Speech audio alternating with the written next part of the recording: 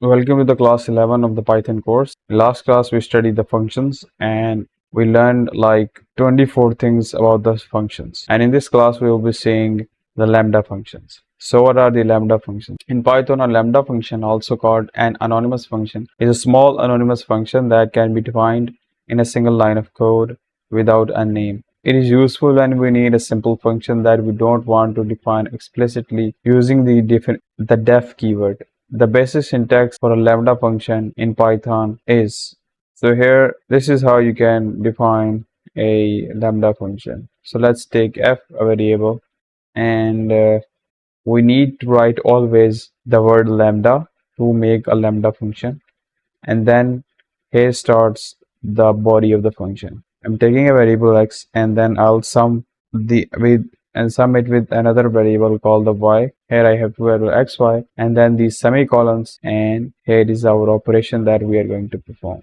And in the next line I'm simply going to print f into 3 and 7. So now if I run my program, it is the answer. So this is how you initialize a simple lambda function. I took a variable, then I wrote the word lambda. So whenever you are going to initiate a lambda function, you will have to write lambda and then the body of the function. And then below in a single line, you can call this function as many times as you want. So here you will see 10, 10, 10. Now let's move on to the next thing. That is the multiplication. Here is another example where you can utilize lambda to multiply. Here simply I'm going to change static and print my function. It is a simple multiplication function. Multiplication with lambda program 2. So now if I run my program, it says 21 because 7 3s are is 21. So let's move on to another example for creating different type of lambda function. Here we can check the length of a string. In order to do that, we are going to take a string underscore its length is equal to, again we are going to type lambda, taking a variable s semicolon, and here is our operation, the length of the s. Now I'm simply going to print my function string underscore length, and here inside I need to pass my string, not the function itself. So inside if I write Python course and if I run it, it's giving us Python course. Okay, so we need to write here the name of the function, that is string underscore length, and there you go. Now if I run it, it's saying the length of this string is 13. How? 1 2 3 4 5 6 7 8 9 10 11 12 13. So here is the length of a string we calculated just using a lambda function.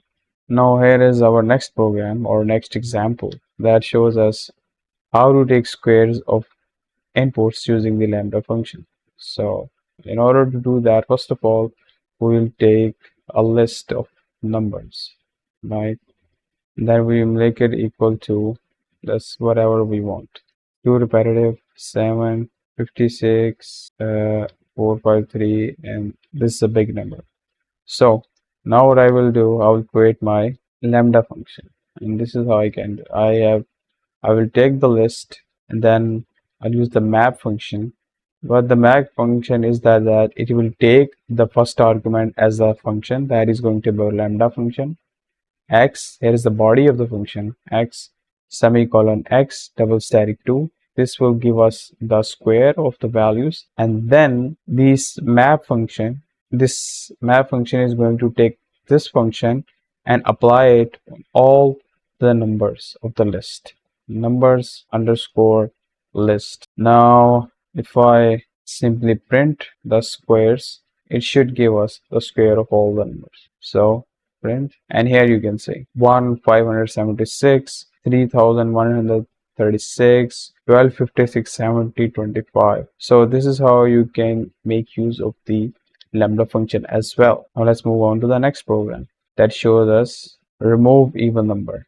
So this is how we can make use of it. Remove even number. Numbers equal to 1 2 3 4 5 6 7 8, and here is going to be 1 and 2. And now I'll create my function that is going to be filter, just naming it lambda again, x semicolon x, here is the body of the function, x semicolon x percentage sign 2 equal to 0. Now I'm going to print f2 and let's see how it goes. Okay, type error, filter expected 2 arguments but 1. Here is supposed to be number. Now if I run this, okay, f is not defined again. Then run filter object is not callable. List and make will equal to any variable which we want to name it. Let's name it even underscore filter is equal to this, and now we will print even underscore filter. If I run the program here, it shows 2 4 6 and it filtered it from this list of numbers. So this is how another use of the lambda function.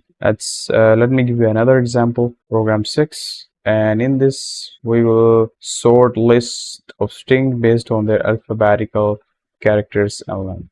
Okay, sorting a list with lambda function. So first of all, we are going to need a list. Here I took the list. I need to remove this and place this one. I am doing this with the help of Alt and my mouse key, the right mouse key, and I'm being able to select multiple locations. Now I have the list. Now I'll make the function that is going to be sorting. I'm going to name it sorting.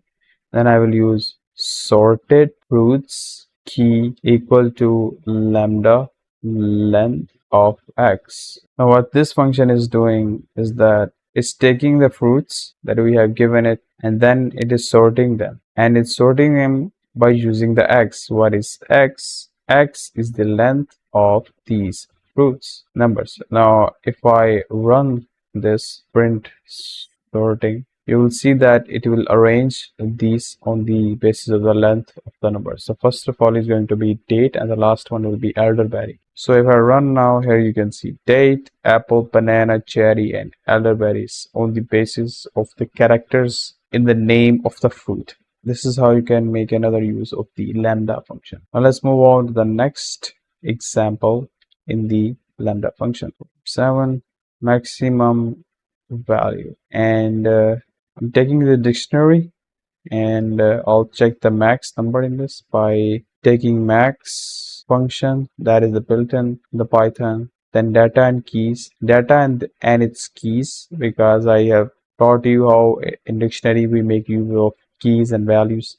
The lambda x data x max data key lambda. So here is my function with the name x, the variable x, and here is the body of the. I will take data and here is the values in it x, and what this will do, this will give me the max value from all of these keys. So I have a key this, key this, key this, and key. So I should be getting B20. Now if I make it equal to maximum and print this code, print maximum, it should give me b, and here is giving me the b value. So this is how you can make another use of the lambda function. Now let's move on to the next example, sorting a dictionary. All right, so here we have a dictionary with so we have names, age, occupation, engineer, manager, intern and designer, and here I am using my lambda function. How am I doing so? First of all, I'm using sorted, then taking this dictionary people and then taking the key values, and on these key values I'm performing the operation on the age, just like I was performing age, performing on the keys that are these A B C D keys, and here are my key values. I'm selecting the age here. So now if I run my program, and here you can see the first one is Charlie. Why? Because its age is 22, and the second one is Alice. Why? Because the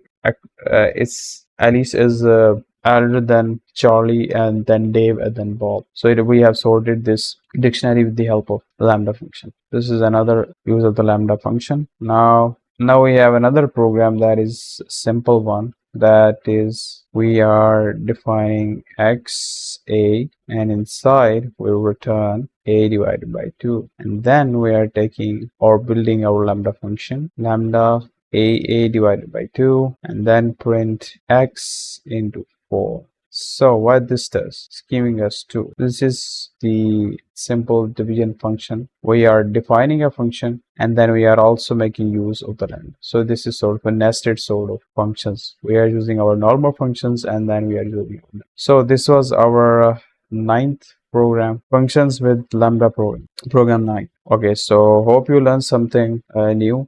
Just go practice, and you can read about this on the official website of Python. Just go there, read about it, and if you have any queries, you can ask me in the chat, and you can also learn from me, just paying a small fee, and I'll teach you this Python course based on the book, or message me on my social media, and yeah, I'll answer you. Make sure to like video, subscribe to the channel. I'll see you in the next class.